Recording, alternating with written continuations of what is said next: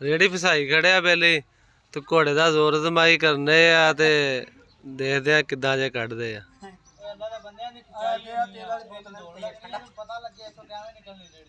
अच्छा ये दौड़ है यदी चलो लग जाता पता जे तुम कला रेड़ी के उत्ते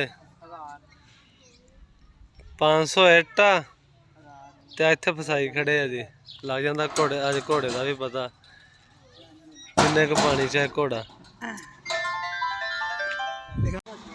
कोशिश फिर जारी जी 5-6 बंदे पिछे लग गए धक्का लाने नूं तो घोड़े के कंड के हत्थ फेर के तो शुरू काम हो गया।